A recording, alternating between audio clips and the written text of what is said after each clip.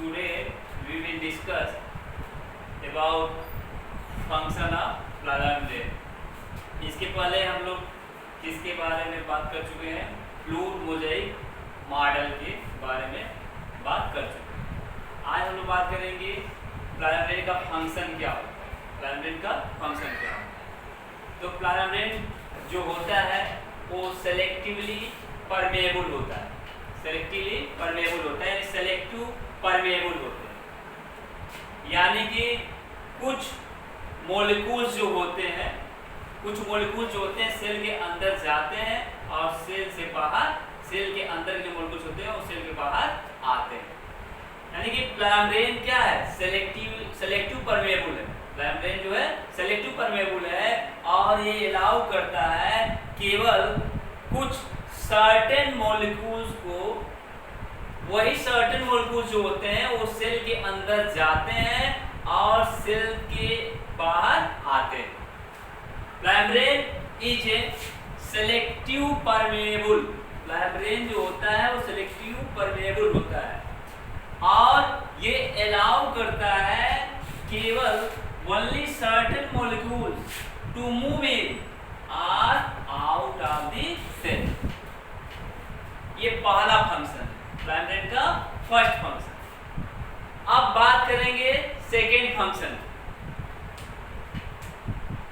Second function plasma membrane जो होता है, ये सेल है, ये सेल है, ये न्यूक्लियस है, सेल है ये क्या है? प्लाज्मा मेम्ब्रेन है। Plasma membrane. तो यहाँ पे ये मेम्ब्रेन क्या कर रहा है? ये मेम्ब्रेन जो है ये कवर करता है, किसको कवर करता है? जो भी सेल के अंदर कंटेंट होते हैं, सेल के अंदर कंटेंट होते हैं,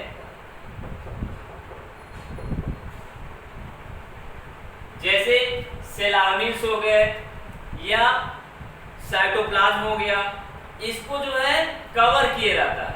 यानी प्लाज्मा मेम्ब्रेन ऐसा मेम्ब्रेन है जो बाउंड किए रहता है किसको? जो भी सेल के अंदर कंटेंट होते हैं, जो भी सेल के अंदर कंटेंट होते हैं, और ये कवरिंग का काम करता है। किसका काम करता है?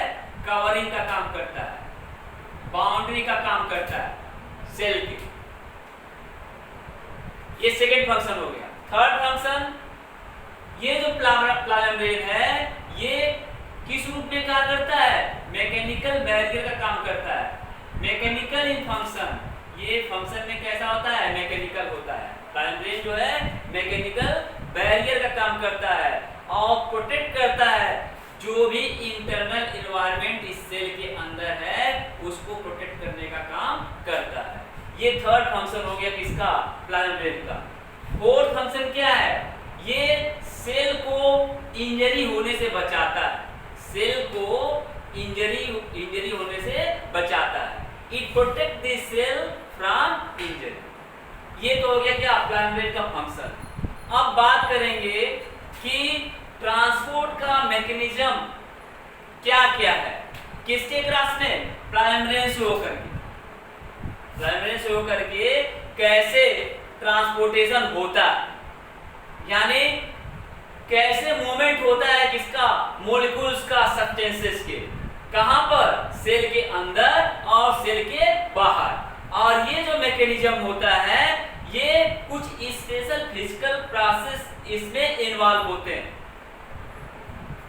The movement of molecules of the substances into and out of the cell takes place by some special physical process. ये जो कुछ स्पेशल फिजिकल प्रोसेस हैं वो कौन कौन से हैं? पहला जो प्रोसेस है वो डिफ्यूजन है और ऑस्मोसिस है। डिफ्यूजन है और ऑस्मोसिस है, ये स्पेशल फिजिकल प्रोसेस हैं। इसके अलावा और भी प्रोसेस हैं जैसे कि एक्टिव ट्रांसपोर्ट है और एंडोसाइटोसिस है। इसके अलावा और भी फिजिकल प्रोसेस है जो इन्वॉल्व होते हैं मॉलिक्यूल्स के मूवमेंट्स में।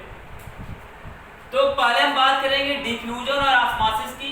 तो डिफ्यूजन और ऑस्मोसिस ये क्या है, इसमें जो है एनर्जी का खर्च नहीं होता, एनर्जी इसमें स्पेंड नहीं होता, यानी कि विदाउट एक्सपेंडिचर ऑफ एनर्जी, यानी डिफ्यूजन और ऑस्मोसिस में किसी भी प्रकार का एनर्जी एक्सपेंड नहीं होता, इसलिए ये क्या है, पैसिव ट्रांसपोर्ट है।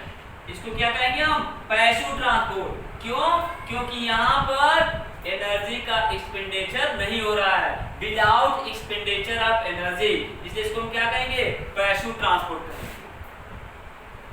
अब दूसरे फिजिकल प्रोसेस की बात करें तो उसमें क्या क्या आएगा, इसके अलावा कुछ बायोलॉजिकल एक्टिविटीज है जैसे कि एक्टिव ट्रांसपोर्ट और एंडोसाइटोसिस।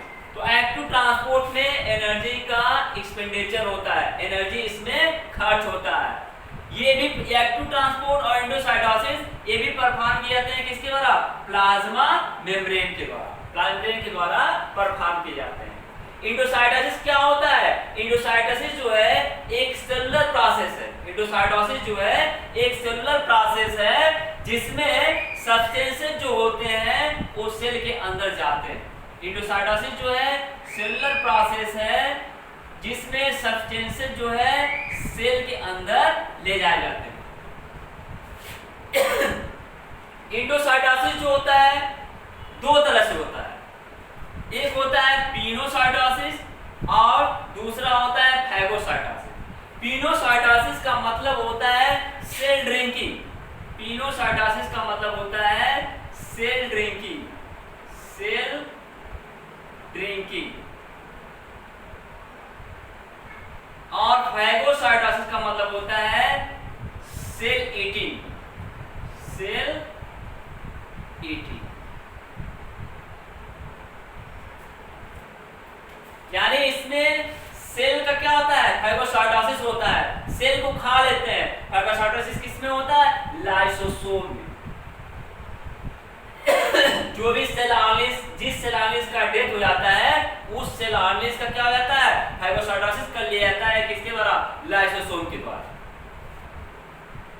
ये तो हो गया क्या, किस तरह से ये मैकेनिज्म हो गया किसका, ट्रांसपोर्ट का, किसके क्रॉस, प्लाज्मा मेम्ब्रेन के क्रॉस। अब सबसे पहले हम बात करेंगे डिफ्यूजन की, सबसे पहले बात करेंगे हम किसका, डिफ्यूजन का बात करेंगे।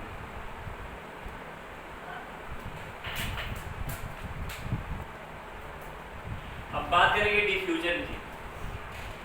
डिफ्यूजन क्या है, ये स्पॉन्टेनियस मूवमेंट है सब्सटेंसेस का from higher concentration to lower concentration. Diffusion random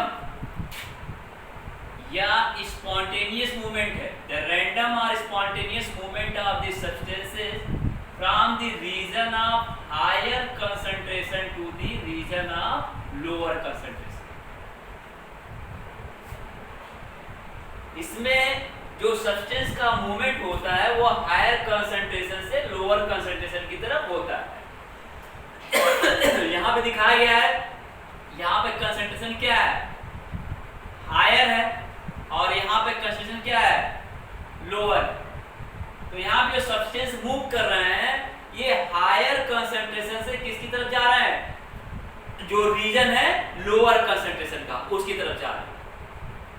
कुछ निश्चित सब्सटेंस है जैसे कि कार्बन डाइऑक्साइड है और ऑक्सीजन है, ये शो करते हैं स्पॉन्टेनियस मूवमेंट्स को, कहां से कहां, from region of higher concentration to lower concentration. इसी प्रोसेस को हम क्या कहते हैं, डिफ्यूजन कहते हैं। इसी प्रोसेस क्या कहते हैं हम, डिफ्यूजन कहते हैं। डिफ्यूजन को हम देख सकते हैं, डिफ्यूजन कहाँ होता है, डिफ्यूजन जो है जब हम ब्रीथिंग करते हैं, जब हम ब्रीथिंग करते हैं तो क्या होता है, गैसियस एक्सचेंज होता है, और गैसियस एक्सचेंज किसके थ्रू होता है, डिफ्यूजन के थ्रू होता है। ब्रीथिंग के दौरान, breathing, during breathing gaseous exchange take place, और ये जो गैसेस एक्सचेंज होता है, पृथ्वी की तरफ गैसेस एक्सचेंज होता है, यानी गैसेस एक्सचेंज का मतलब ऑक्सीजन अंदर लेते हैं और कार्बन डाइऑक्साइड को क्या करते हैं, बाहर निकालते हैं। तो यहाँ पे गैसेस एक्सचेंज हुआ। गैसेस एक्सचेंज किसके थ्रू हो रहा है, डिफ्यूजन के थ्रू हो रहा है। किसके थ्रू हो रहा है, डिफ्यूजन के थ्रू हो रहा है। और डिफ्यूजन कहाँ हो रहा है, लंग्स का जो स्मॉलेस्ट यूनिट है जिसको हम क्या कहते हैं, एल्वोलाई कहते हैं। क्या कहते हैं, एल्वोलाई कहते हैं। वहीं पे क्या होता है, डिफ्यूजन प्रोसेस होता है।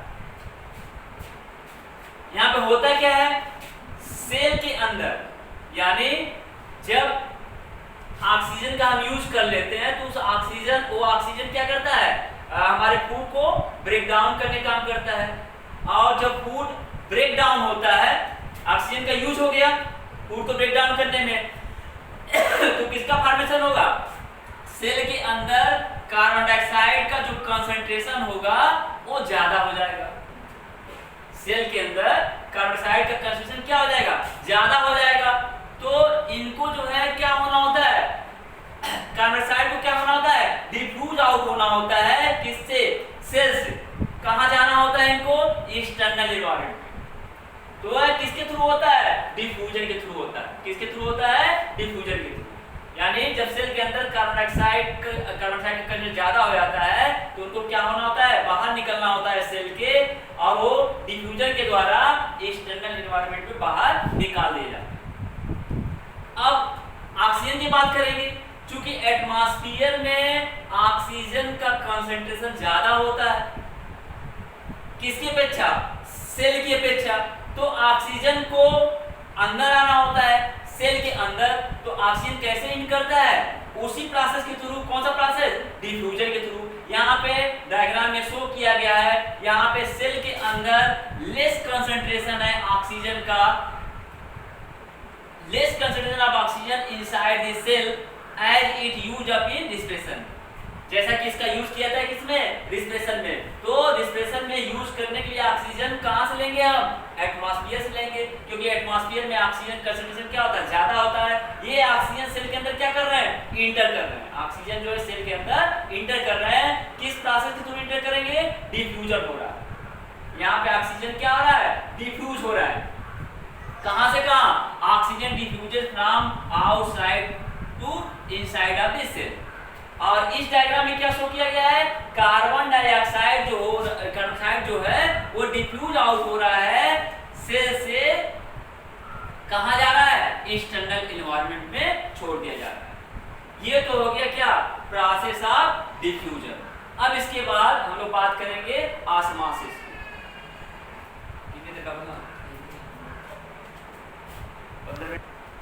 इसके पहले हम लोग बात की है डिफ्यूजन की। डिफ्यूजन में होता क्या है, जो मॉलिक्यूल्स होते हैं वो हायर कंसंट्रेशन से लोअर कंसंट्रेशन की ओर उनका मूवमेंट होता है, मूव करते हैं। ऑस्मोसिस में भी वही है, लेकिन यहाँ पे क्या चीज इसमें इन्वॉल्व जाता है, semi permeable membrane. Semi permeable membrane यहाँ पे ऐड हो जाता है।